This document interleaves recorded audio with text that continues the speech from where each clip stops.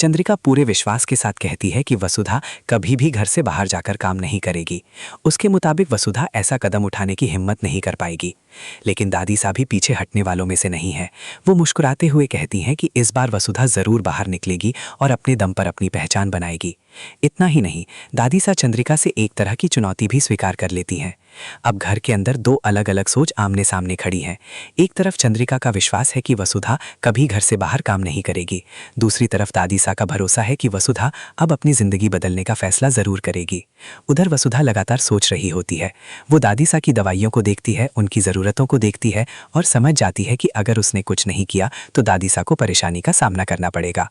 यही सोचकर वसुधा एक ऐसा फैसला लेती है जो पूरे परिवार को चौंका देता है।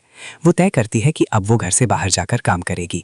वो अपनी मेहनत से पैसे कमाएगी और दादी सा की हर ज़रूरत पूरी करेगी।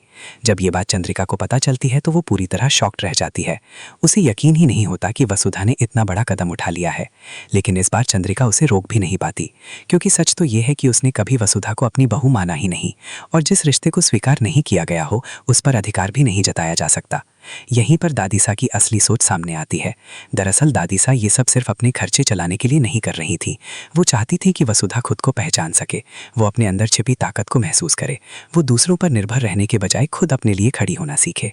और अब लगता है कि दादी सा की योजना सफल होने वाली है। वसुधा अब सिर्फ एक नई नौकरी शुरू नहीं करने जा रही, बल्कि अपनी जिंदगी का एक नया अध्याय शुरू करने जा रही है।